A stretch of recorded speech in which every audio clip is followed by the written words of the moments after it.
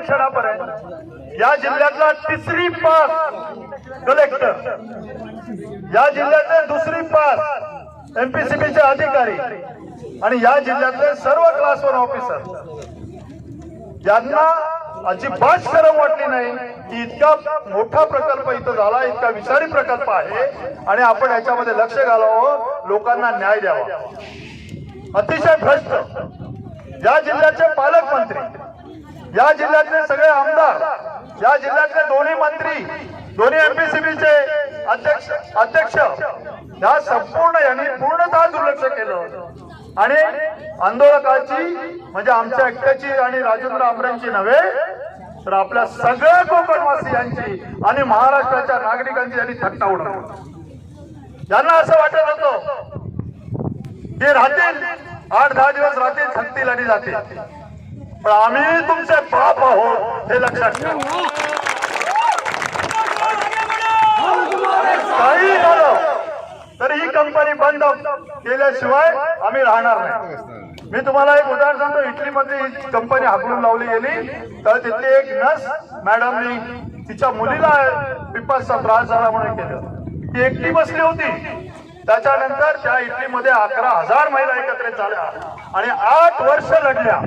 हा लढा आपला साधा नाही आहे बंधू भगिनींनो, मी तुम्हाला सांगतो हा लढा आपल्याला सातत्याने द्यावा लागणार आणि ह्याच्यामध्ये सातत्यामध्ये कुठेही कमी पडता कामा नये. आणि म्हणून आम्ही असं म्हटलं होतं की या लढ्यामध्ये हा कुणाचा एकट्याचा, कुठल्या राजकीय पक्षाचा, कुठल्या सामाजिक संघटनेचा, कुठल्या व्यक्तीचा हा लढा नाहीये, कोणाला श्रेय घेण्याचा लढा नाही आहे. पण दुर्दैवाने या जिल्ह्यातले सगळे आमदार आणि मंत्री यांना एक असा भ्रम झालेला आहे की पैसे वाटून जर आम्ही निवडून येत असू तर लोकांच्या प्रश्नाकडे लक्ष द्यायचंच कशाला, असा एक त्यांचा भ्रम झालेला आहे. आणि हा भ्रम दूर करणं हे तुमच्या आमच्या सगळ्यांच्या हातात आहे हे लक्षात घ्या. लक्ष्मी ऑर्गॅनिक कंपनीच्या संदर्भामध्ये मगाशी एकाने उल्लेख केला, मी त्याचा परत उल्लेख करणार नाही की पत्रकार परिषद इथं घ्यायच्या ऐवजी रत्नागिरीत घेतली आणि रत्नागिरीत त्या पत्रकार परिषदेला पोलीस बंदोबस्त, डीवायएसपी वगैरे मागवले, पत्रकारांचे किस्से तपासले, आणि मगच त्यांना आज सोडलं. मी तुम्हाला सांगतो हे पत्रकारांना, परिषदेला, या कंपनीला आता जाहीरपणे सांगितलं पाहिजे, कारण सगळ्यांना सगळं कळलं पाहिजे. हा आमचा खाके आहे. त्याला सीएमनी, देवेंद्र फडणवीसांनी एसपींना फोन करून त्यांना संरक्षण द्यायला लावलं. आजपर्यंत कोणत्याही पत्रकार परिषदेला इतका मोठा पोलीस बंदोबस्त असत नाही, परंतु त्यांनी द्यायला लावला आणि जणू काही पत्रकार म्हणजे अतिरेकीच आहे अशा पद्धतीचं पत्रकारांना वागणं दिलं. पत्रकारांनी त्यांना तिथे विचारलं सुद्धा. आणि म्हणून माझं असं म्हणणं आहे की कुठल्याही परिस्थितीमध्ये ही कंपनी बंद झाल्याशिवाय हे सगळ्यांना मान्य आहे ना, आपण हवायचं नाही, सगळ्यांनी हात वर करून सांगा हे सगळ्यांना मान्य आहे. आणि तरच आम्ही आजपासून म्हणजे त्या पत्रकारांनाही तिथे 3 ठिकाणी चेकिंग करून पत्रकार परिषदेला प्रवेश दिला गेला. पत्रकार म्हणजे कोणी अतिरेकी नाहीत किंवा आम्ही इथे आंदोलन करते आहोत, त्यांना कोणती अशी हौस नाही आहे की कायदा हातात घ्यावा. पण ज्यावेळी एखाद्याच्या जीवावर बेततं त्यावेळी त्यांचं संघटन करून नेतृत्व करण्यासाठी काही लोक पुढे येतात आणि त्यांना जर कायद्यामध्ये तुम्ही चुकीचं ठरवत असाल तर त्याला चोख उत्तर दिलं जाईल हे आज आम्ही इथून घोषित करतो. हा प्रश्न फक्त लक्ष्मीचा नाहीये. गेले बरेच वर्ष जे प्रदूषण होत आहे, लोकांचे उद्योग व्यवसाय यामध्ये पूर्ण भाकास झालेले आहेत, त्या विषयाचा फक्त माध्यम ठरले फक्त लक्ष्मी ऑर्गॅनिक केमिकल. आमच्या प्रशासनाला तात्काळ विनंती आहे, तुपार जे कंपनी तुम्ही मिटोनी कंपनी इटलीमध्ये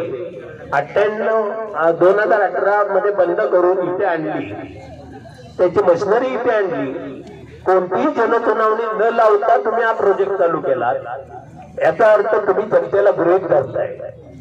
जनतेच्या असणाऱ्या नेतृत्वांची तुम्ही चर्चा करून हा पर्यावरणाला पूरक आहे किंवा नाही हे जनतेला समजावून सांगून नंतरचा प्रोजेक्ट उभा करायला पाहिजे होता. एका गार्डियन या वृत्तपत्रामध्ये याची बातमी आल्यानंतर आपल्या बहुसंख्य पत्रकारांनी आणि युट्यूबरनी याचा असा प्रचार केला की एक मोठी फळी तयार झाली की भारतामध्ये विष आणून भारत सरकार लोकांच्या जीवाशी खेळत आहे आणि ही सत्य घटना आहे.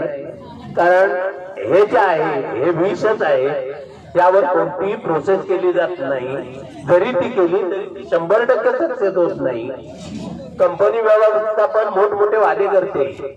आम्ही क्लोज लूप सिस्टीम मध्ये उत्पादन करतोय. आम्ही इथलं जे काय पिकाचं रिलेटेड इन्फ्लुएंट आहे ते एकत्र गोळा करून टँकरनी आम्ही तळोजाला पाठवतोय. मात्र या संबंधित एमपीसीबी प्रशासनाला आम्ही लेखी प्रश्नोत्तर केली असता माहितीच्या अधिकारात आजपर्यंत एकाही प्रश्नाचं उत्तर आम्हाला लेखी देण्यात आलेलं नाही. याचा अर्थ ह्या कंपनीचं इन्फ्लुएंट आहे इथल्या नदी नाल्यातच सोडलं जात आहे असा आम्हाला दाट संशय आहे. आणि हे तात्काळ प्रशासनानं थांबवून कोणत्याही परिस्थितीत उत्पादन भारतात जोपर्यंत कायदा होत नाहीये तोपर्यंत थांबवावं आणि कंपनी बंद ठेवावी अशी आमच्या आंदोलकांमार्फत